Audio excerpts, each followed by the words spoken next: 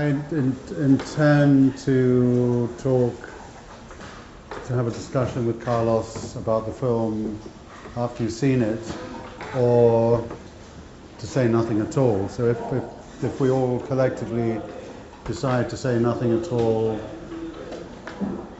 I would just like to explain that, okay, I'm a composer and I also make films, and the films that I generally make are street films. So I'm a kind of video equivalent of a street photographer, and my films have no subject other than the subject that I see in front of me. So this film is exceptional because it has a subject, which is the First World War, and it's exceptional because, I mean, I've made about 80 or 85 films, all of which I've made just because I decided to make them. A lot of them I've made in Mexico because a lot of stuff happens in Mexico that interests me. And I walk the streets with one of those, Mexico City. And so this film is exceptional in the first place because it has a subject. In the second place because I didn't decide to make it. This film was a commission from 5 cultural institutions in Europe who asked me to make a work of any kind that somehow celebrated, commemorated, referred to the First World War. And I decided, instead of just making a piece of music, maybe with some text, maybe with some text by First World War poets, I would make a film, because there was enough money available, not a lot, but enough money available for me to find archive footage in French archives, German archives, and American archives. So this again is more or less the first film I've made that uses archive, where there's very, very, very small amount of material that I've shot myself. There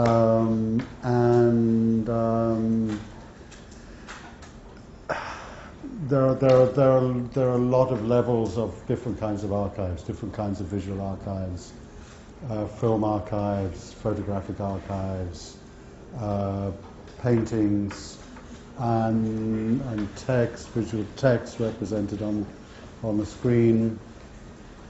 And then there's a soundtrack, and the soundtrack is totally self-contained, and there's a kind of soundtrack that you might expect me to write, or maybe not.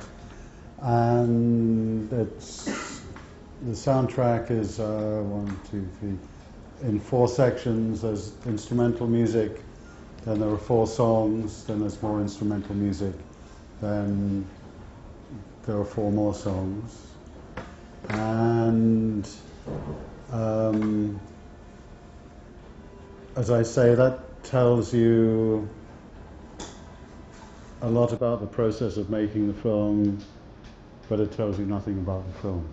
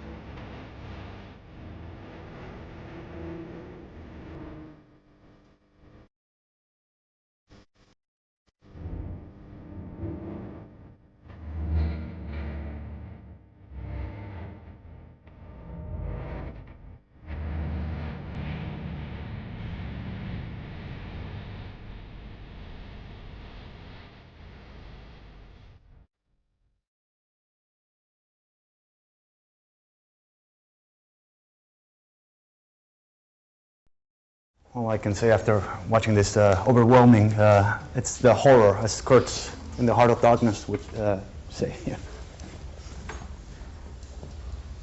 Overwhelming images, but I have a lot of things coming.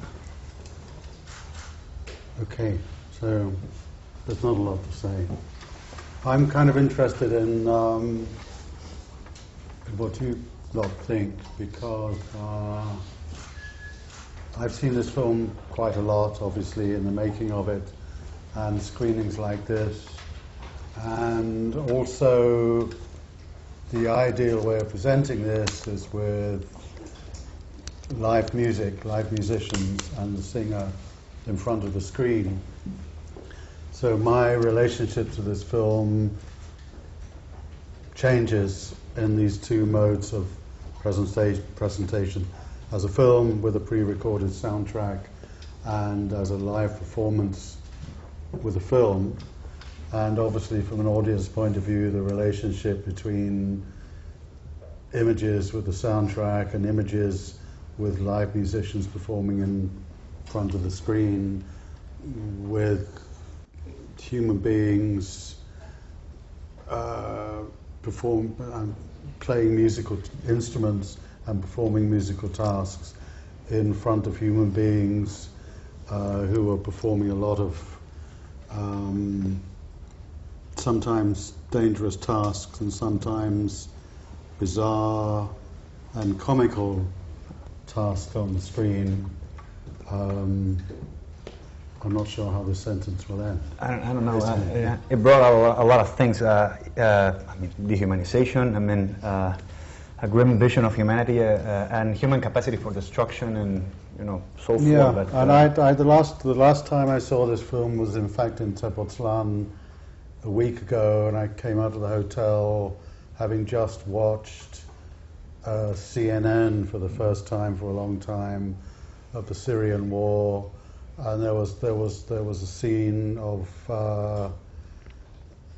after a bombing in wherever it was, and there were two little boys surrounded by devastation, and they were basically hugging each other, hanging onto each other with relief that they had survived this bombing, having been bombed for the whole of their lives.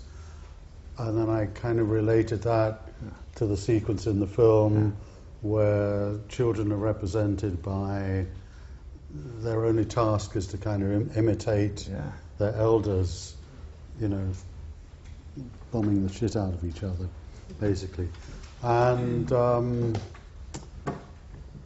some of it seemed like a post-apocalyptic world, as you see, but even though it was a century ago, but some of the images evoke that, Well, I mean, in fact, one of those quotations at the end of yes. The First World War is always referred to as the war to end all wars. And, where are we now?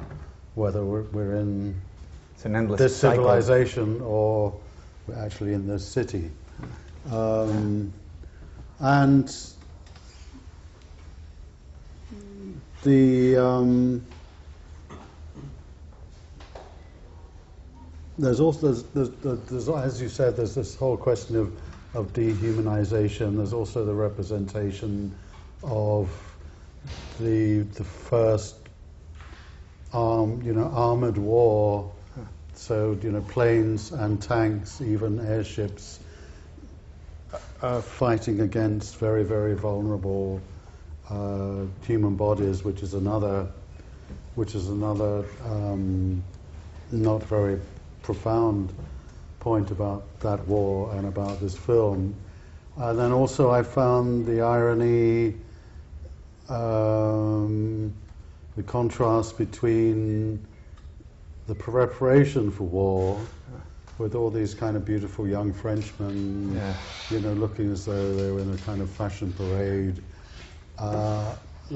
They're beautiful, totally complete bodies, and those same bodies of those same men, presumably, that are being kind of totally destroyed, both physically and obviously mentally and this, total incapacity of some of those men that are portrayed totally incapable of controlling their body movements. Broken human body, So all those kind of things were put also into a context of the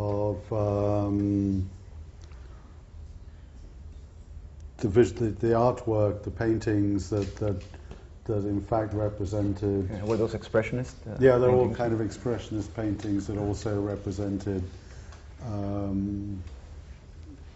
militaristic bodies on the one hand, and there was some kind of prophetic. What sort of happened is that in the making of the film and the making of the music was that in fact was this the First World War?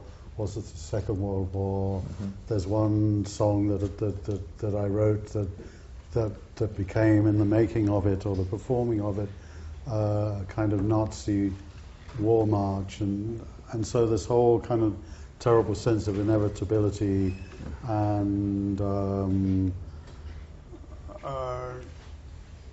continuity of war is also very important. And the other thing is that showing the film in Mexico is very different from showing it in Germany or France or England, because I was born during the Second World War, and my kind of heritage, my inheritance, both in storytelling and in politics and in war making, is the First World War. Now, apart from the fact that you're all very young, all those references in Mexico are much milder, much less strong, take on a sort of far more diminished importance. So suddenly I'm kind of sitting here as a representative of a European culture and kind of wars that have sort of destroyed humanity but allowed humanity to continue, and have created a kind of economic and cultural situation that we're the beneficiaries of. I'm sure. I think I asked you a question to ask me some questions. Sorry. No, it reminded me a little of the footage that Leni Riefenstahl shot for the Third Reich again. The children, trying to. Well, the other interesting thing is this. I think it's very obvious that this was a film made without the filmmaker doing a lot of research, which kind of amuses me and worries me at times. But I found. I had a sort of day trip to San Francisco. I traveled from Caracas to San Francisco and decided not to stay in San Francisco, so I went to San Francisco Airport. I found a paperback book that was a book, an account of the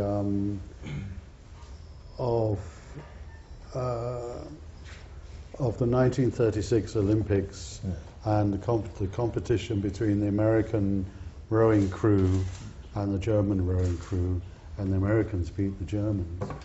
And there was one very, very interesting extra piece of information, was that if there had been an Olympic Games in 1916, they would have been held obviously in Berlin.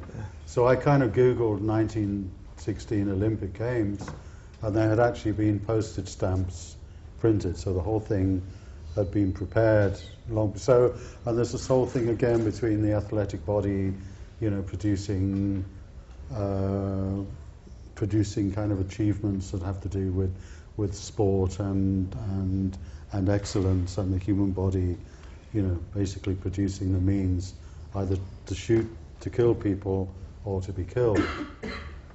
Another thing, we talked about this earlier, but we were talking about a filmmaker that this is constant theme, David Cronenberg. You remember that the deformations of the new flesh, and that this, up to a certain extent, this is it, the atrocities of war and the machine and the flesh, it's all the human missing limbs and the part of the body, which is a horror,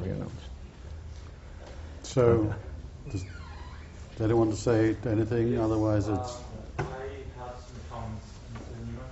good. I quite think about what you mentioned about how strange, I don't know if that's the right word, it can be to show this archives and this great music to younger audiences, but not just younger, but audiences that didn't actually experience that closely such reality. And well, I guess we can notice certain difficulties maybe to empathize clearly. I find certain scenes to be even, as you said, funny or comical. I mean, it's a hard reality, but nonetheless, the addition of the video, I guess that was kind of the intention. Sure. Portraits very clearly captured my attention, this part where some, I guess they were soldiers, some men with post-traumatic stress disorder were like, shaking, and at the same time we see all these toys and dolls, like moving around. So it's a very strange, it's a mixture of both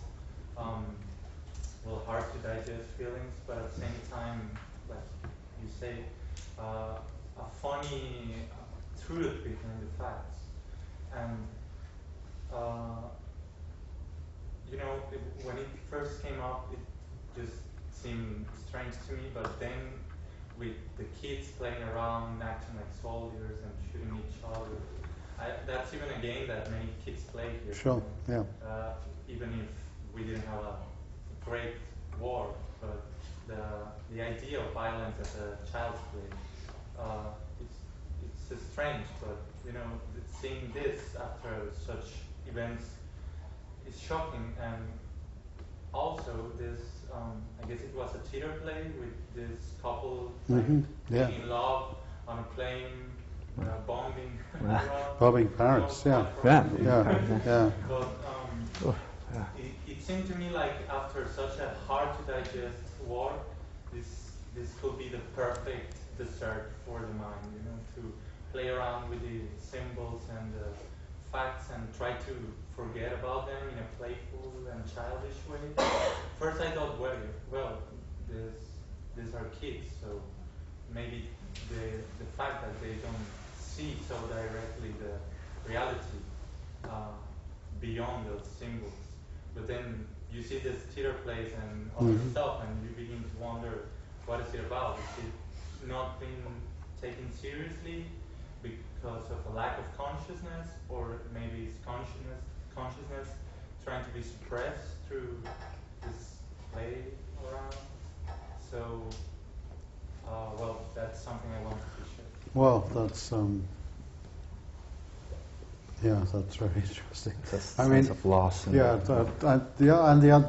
you mentioned the sequence with the dolls, the doll making, and obviously, it's a very kind of simple-minded parallel between making dolls and unmaking human beings. But another question comes to me, which is the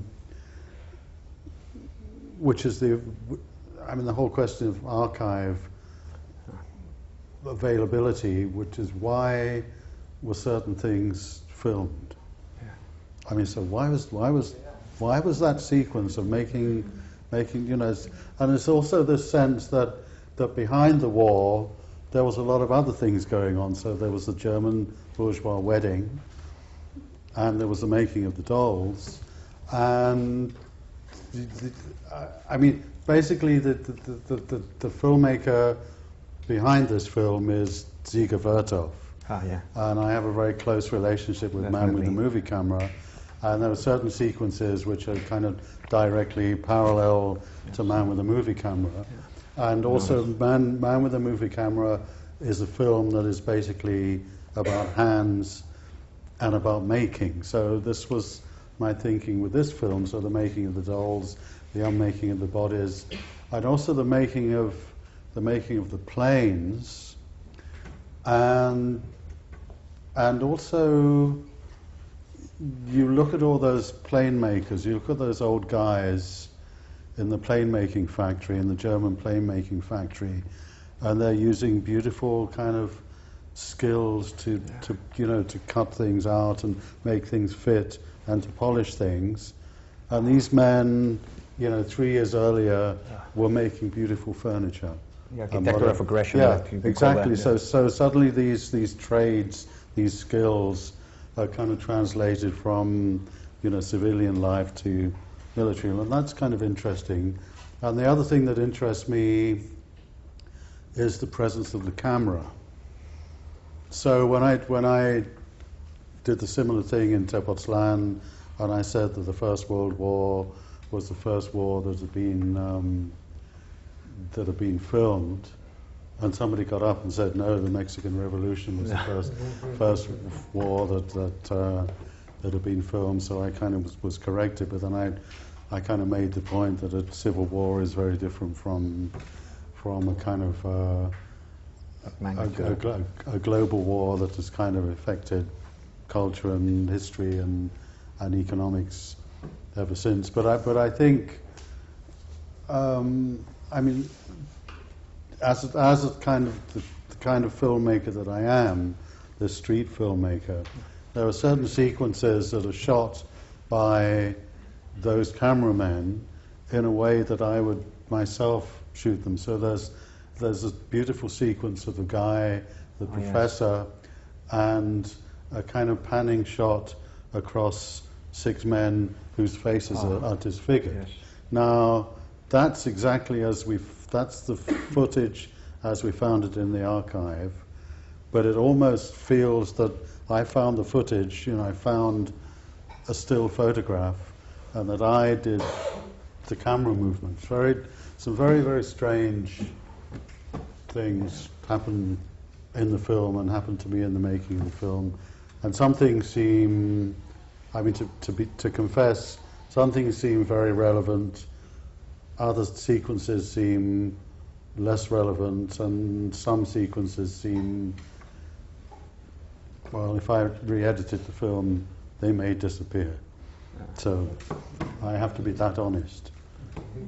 And the capacity of men for doomsday machine. It reminds me a little bit of Dr. Strangelove, up to a certain extent. Yeah. No. Well, I've also just made a kind of 10-minute version of Dr. Strangelove. Yeah. So it's not that far off. Yeah, exactly.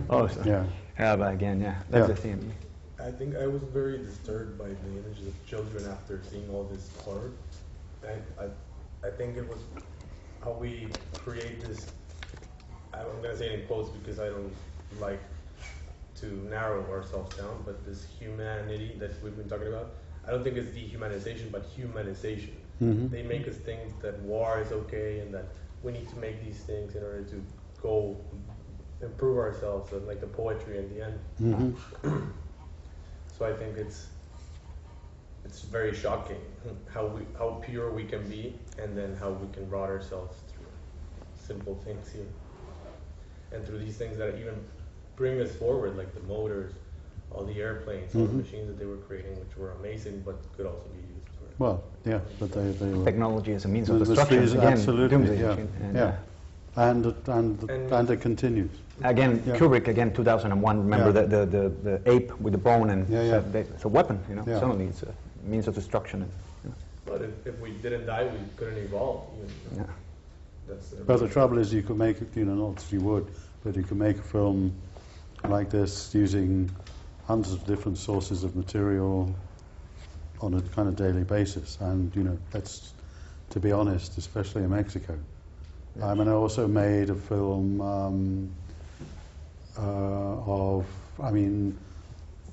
I made a film about a month. I made a film in December.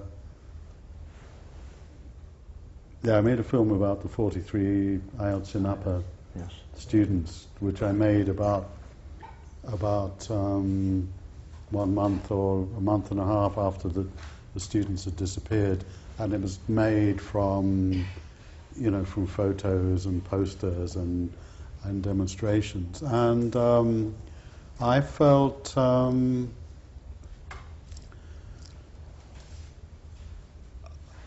I felt that I had to make it because at the time I was in England and I kind of read all the news reports, and so I made this film. And then in December 2014, I had a concert in Bellas Artes in Mexico City, and I showed this film. And I was very doubtful of whether me as a kind of English boy had the right to show this film in the first place. I had the right to make it, whether I had the right to show it or not in public in Mexico City. I was very doubtful about it. And even, as the film was about to be shown, I kind of asked some friends of mine whether it was the right thing to do. And it was shown on the stage with an orchestra, and the orchestra were watching the screen. And two things happened, which was, after the event, people said it was a very, very brave or stupid or dangerous thing to actually show that film inside Bellas Artes. And, the Minister of Culture was there sort of standing up and applauding. And the whole audience, which was an audience of people like you, got up and applauded, and I felt I didn't know what to do. And then they collectively counted from 1 to 43, a process that took about 5 minutes. So, and then somebody told me that it was possible that I could have been arrested for for being a foreigner who made a political statement in public in Mexico, and none of that had occurred to me. Hope not. Yeah. What about the music? Well, the music is kind of interesting because I told you I listened before I watched the movie, and I had. Yeah, this guy knows the music better than anyone else in the room, apart from me. And there's the question of the content of the music and the origins of the music, and also the relationship between the music and the images. And one of the things that I like doing, that I'm able to do as a composer and filmmaker, is to... I mean, most filmmakers are very kind of literal. You have a love scene, you have love music, you have a scene with sheep in a field in Dmitri Tiomkin in the syndrome. English in the 17th century, and you have music that kind of. But what I was able to do, especially in the opening sequence, I could have this very kind of soft, lyrical, kind of French-style music, while you're actually watching what appears to be a sculpture studio, but in fact is a studio that's where someone is remaking someone's face. So I'm always also able to play on the question of having heroic music with very, very unheroic acts. So all those sequences of the Frenchman being trained how to hold a gun and how to position his body when he's shooting someone, I mean, just seemed to me, if this is a preparation for war, then, It's worse than a graphic. Thing, So also there's a sense in which not only is the human body very frail, but this is also a dance piece. This is also a kind of grotesque macabre ballet. dance. And there's one sequence again where I'm sort of slightly clever with the music. So you have the guy, as you say, who's suffering from what we now call PTSD, but was in those days called shell shock. And so we have all this dramatic music, and of course it's a huge tragedy. Then, while the images continue, I change the music again to something that sounds very light and French, and suddenly he's kind of, he's kind of moving to the music, and that was something that I felt very uncomfortable about. But it's there, so it has to be acknowledged. Any more questions? Yes. Well, you say that it's difficult to relate Mexico with this kind of material, but I think it has a parallel with our actual reality. Personally, here in Sinaloa, in Culiacán, Yeah. because we are always like living in that very way. We try to figure out how to maintain the normal life, raise the children, Mm-hmm. work on our daily basis. But there's always a state of violence that roams here in our region. Even the culture, shown in the movie where the kids play to be soldiers. Here the kids play to be like Drug dealers. And we talked about earlier before we Sorry, talked about. so excuse me, are there drug dealers here?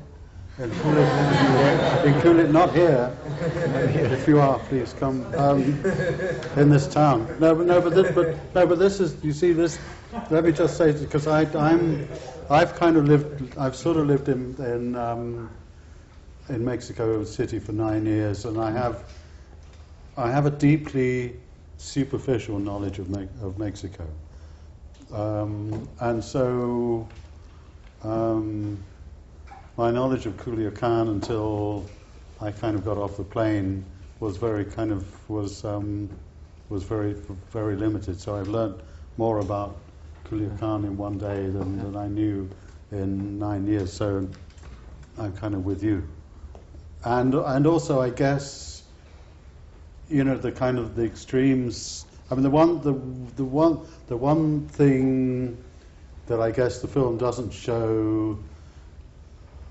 Although in that very bourgeois wedding, there's a sense of not only everything being beautiful and complete and all the bodies perfect, but there's also a kind of sense of the rich people and everyone else. So there's that. So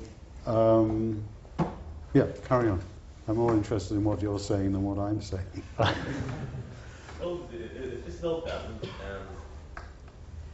We have created a culture, well, it's called narco-culture, and it's very similar to that construction built principally in Germany in the aftermath of the war.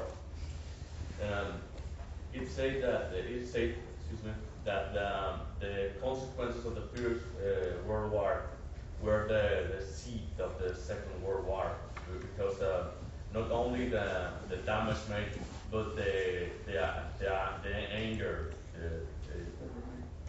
that remained in the people, that spirit of conquer. Even that thing about the mustard gas. I think the shaking of the soldiers were well, that the mustard gas and the experiments with gas. Yeah. Hitler was damaged in battle with mustard gas. Yeah. And they say that part of his anger came from the visions he had during the battle in the First World War. And taking that as a parallel here for Sinaloa,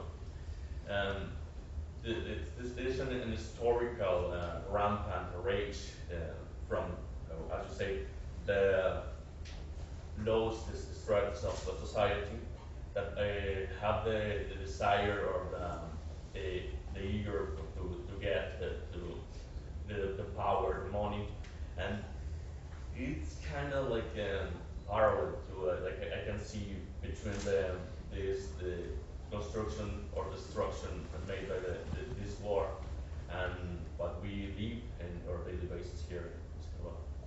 Yeah, but the question is, I'm curious. Okay, so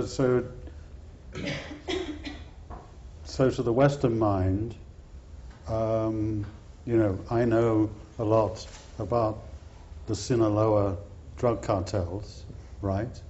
But until I got off the plane and saw the number plates of cars which said, you know, Estadio Sinaloa, I had no idea that I would, you know, that we're now in the kind of drug capital. So here I am, sort of pretending to know a lot about the First World War, and I actually don't know very much about, you know, the society in which I choose to live at the moment. So, and then the question is that you're all sort of sitting here in this kind of protected environment, and you go on the streets, and there's all that stuff going on, and it's not only a question of how you deal with it and how your children deal with it and your parents, but what do you do about it? What can you do about it? It's a heritage. It's not. It's been this situation for a long time ago. Yeah. But I was born at the end of Second World War. Yeah. Well, me too. Yeah. Yeah. Great time to be born. I'm the only one in the audience. Not that we had a choice. You know, we were there, but we kind of weren't consulted. But the thing is, you have to live with. Okay. It's a parallel life, you know. But this is you're living this your own life and the other life at the same time, like two realities. Yeah, but in a more global sense. I mean, what is happening in the United Kingdom at the moment is kind of horrible. But even without voting ourselves out of the European Union, so here you have like 28 nations in the European Union, and the whole point is that there would never be, you know, European nations would never fight each other as they fought each other in the two great wars. So we kind of gather together and we make all these conditions whereby we all work together to be a community rather than individual countries in competition with each other, except economically, of course.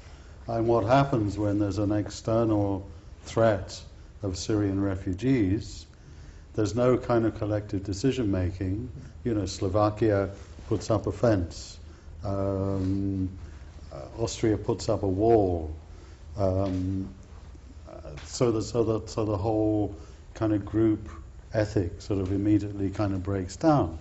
And now there are, I mean, not only are there terrible kind of hate crimes in England, but you know, last week in a rather kind of mild part of Essex, which is, you know, to the northeast of London, you know, like a Polish guy was killed by, you know, young people just because he was Polish. And like mothers take their children to school and don't dare speak Polish with their children because that kind of indicates that they're not one of us. So the whole thing is, and the more that happens, the more this film has a kind of relevance. But again, it sort of has no power to change anything, except we can sit here and kind of talk about it and then go and have a few mezcals and then that's it. Yes. I have two simple questions. Yeah. The first one, what do you want to express with this film? Because you're an artist, so I guess you have so much to say. And the second question is, what does this film represent to you personally? Okay, what it represents to me personally is, except tonight when I had a lot of doubts about it, it sort of it represents, I would say, the most important work that I've done. So if this is the last work that I do, I'm very happy not to make anything else. But it's kind of, it's interesting seeing it here, having had the experience of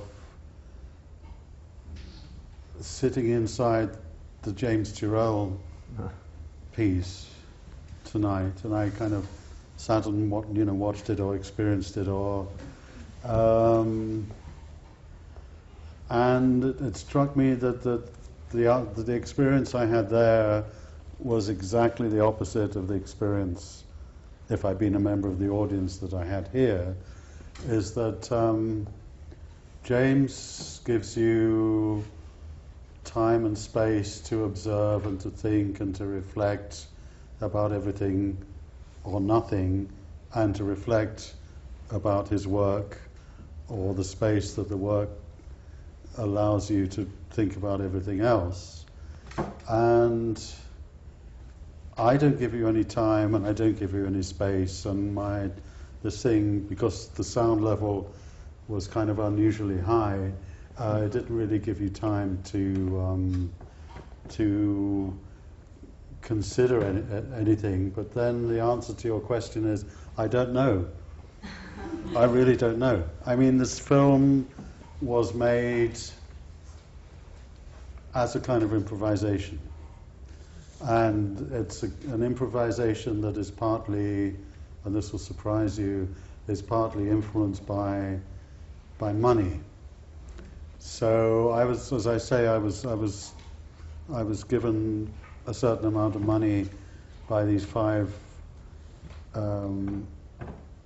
European institutions to make film, and I had access to these 3 archives. But paying for archive material is very expensive. And if there's archive material that every film company and every TV company in the world wants to use, like the BBC, so during 2014, every night on the BBC Two, there was a war documentary, and they used beautiful, wonderful footage, wonderful material, and if the material is used by those companies frequently, it's very expensive. So basically the material that I could afford to pay for was material that you'd never see on television. So you'd never see it on television because it's too shocking. So all that stuff, you know, or the damaged faces, yeah. Or the footage of, as I say, the French guys training to be soldiers by looking as though they were kind of school kids, you know, just about to kind of run the 100 meters. So the lack of finance pushed us into a position where we made a selection of certain kinds of material. And once we had the new archive from the archive of that kind of material, a kind of narrative developed whereby if we have this, then we can have the sequence with the dolls, and if we have the sequence with the dolls, we also have the sequence with PTSD. So it was kind of making a work through improvisation and making connections and kind of uncertainty. So it's actually more of a kind of work of art than a documentary, well, than a film. And also the contrast between me as a composer. So all the music was kind of written, and in all the kind of year or 18 months that I spent, or that Max Pugh and I spent editing and re-editing the film, the music was never changed. So the music was written with great certainty, and the film was made with uncertainty. And to me, it's still a bit uncertain. How's the relationship between Nyman, the composer, with Nyman, Mychael Nyman, the filmmaker? What's interesting, you know, this whole thing about not giving you, I mean, as a composer, I don't give you space. And as a filmmaker, I do things which filmmakers don't do. So, for instance, the whole question of repetition. Now, filmmakers, real filmmakers, don't repeat images, because if we repeat images, it shows that you don't have enough material. Basically, you know, if you have, you know, that space where you see the same image that you saw 15 minutes previously, it's bad filmmaking. But I can use repetition, so the whole sequence with the children, you know, starts with the image of that little girl smiling and ends with the image of the little girl smiling. So, and that's what I would do as a composer. So the kind of structural principles in being a composer influences the way that I look at visual images. And there are also connections that I make that maybe I only make as a composer and wouldn't make if I was a filmmaker. But there's also a kind of sense in which music is very effective and is pretty dumb. And maybe it's effective because it is dumb. It is stupid. So all the years that I made soundtracks for other filmmakers or for real filmmakers, I was never allowed, I mean, even though I spent the whole of the 60s going to see avant-garde films with Peter Greenaway, there was no point when I wrote soundtracks for him that I was allowed to have an opinion as, not as a filmmaker, but as a composer who'd actually watched films and had intelligent discussions. So one thing about making a film is that it is possible, even if you have no ideas, you can put two images together to create an idea or whatever. So in that sense, I think it's a kind of fairly responsible thing for me to do. But I mean, the reason that it's interesting that the reason I did no research was partly because I'm sort of lazy and prefer to work with sound images and visual images. But in 2014 or 2013, every time I got off the plane at Heathrow from Mexico City, there would be 3 more 700-page books analyzing the causes, the development of the First World War, the consequences, all written by very serious historians. And I started and I bought them all like as a sort of guilty secret. And I started reading them. And, you know, on page 3, this particular historian would say that this other historian got it totally wrong, and the third historian wrote a lot of shit and whatever. Yeah. So I thought, well, if they can't get their research right, and if they can't get their story right, I don't need a story. I can make my own slightly irresponsible story. So I was very serious, and I do have all those books still. And one day I'll read them. But, It's a good thing about filmmaking that it's not the real reality. I mean, documentaries again, it's your interpretation of reality.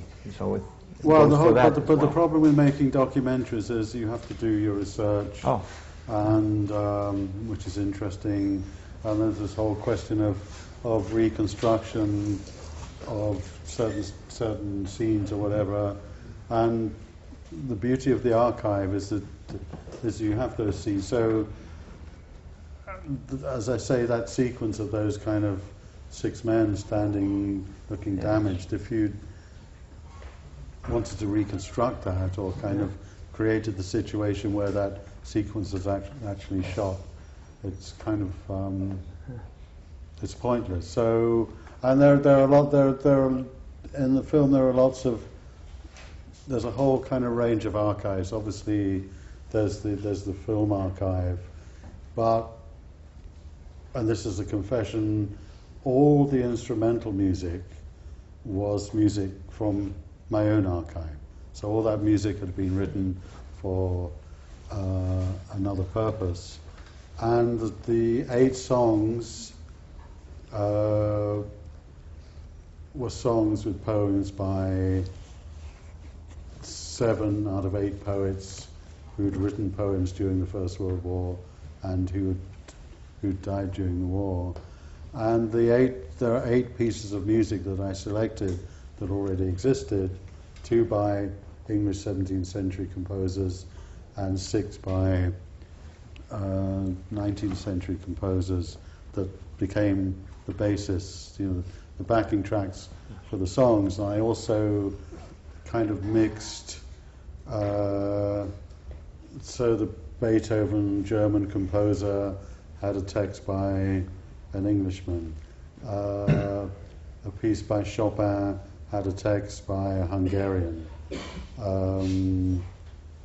etc., etc. So there were other kind of cross-references that kind of are important to me, but they don't necessarily mean anything. So it's a kind of, it's, in some respects, this piece is as abstract as the reasons for James Turrell deciding what the sequence of colours is and how long they last in that work there. So, more questions, comments? What's your opinion on contemporary film scores? Contemporary, like what you're doing right now? contemporary film schools. Yeah. Scores. Scores. Yeah. Well, the fact that none of them are mine, and none of them are mine for 2 reasons. Well, maybe 3 reasons. One is that I've kind of made a lot of trouble for myself over the years. I've been a very, very good boy, and I've been a very bad boy. And also, since I haven't really written a film score for about 10 years, I've written soundtracks for kind of Mexican documentaries for friends, but not a narrative film, not a feature film. I don't know where my music would fit into the current climate of the sound of music. I could more easily write the sound of music than I could write a soundtrack. So every time I get on the plane to and from Mexico, I watch as many films as I can. Partly it saves me from going to the cinema, but also it enables me to kind of check out what my kind of colleagues are doing. And as I say, I can't imagine that I could write a soundtrack that the only soundtrack that I've heard that I could have written and would like to have written was the soundtrack to Grand Budapest Hotel. Oh, yeah. By our friend Desplat. Composer? Desplat. But Alexandre Desplat. But he treated that as a kind of as an exercise in kind of genre music. Now, what I've done as a composer is to be a composer, and as much as possible to write my own music and to translate that music into the kind of vision that the director has, rather than for the director to say, we want music that fits a particular genre. And the Hans Zimmer factory, Yes. which it is. No, but it is a factory in the same way that a kind of 14th century Italian painter had a kind of factory, and okay, the final thing that I will say. So I think most soundtracks are not very interesting, and I want them to be better than they are. And as I say, okay, so I had a very interesting experience, which kind of shows why I should and should not be a soundtrack composer. About 3 years ago, I had a call from Spike Lee. right? He was doing a remake of a very famous Korean. Film Old Boy. Yeah. Oh yeah. What's it Boy, called? yeah. Old Boy. Yeah. A film that was so famous I'd never Yeah. heard of it. Yeah, yeah. And he was doing a remake. Yeah. He was doing a remake, and he kind of phoned me up and said he would like me to write the soundtrack. And I said, well, that's very nice. So he came to visit me in London, and he came on a Wednesday. He then went to Morocco, I think, on a Thursday, came back on a Friday, and wanted to hear the music on a Saturday. Oh. Right? So I, got busy and wrote a lot of music. And the background was that he already had commissioned the score, and it had been recorded by somebody called somebody that I'd heard of, and that soundtrack had been rejected by the producer. Oh. So I spent 3 days writing the music. Spike came to the house, played him some stuff, and he kind of liked it. I then handed it over to my assistant, and so in the space of a week or 10 days, there was a more or less complete soundtrack that Spike was very happy with, and I was happy with. And then everything went quiet, and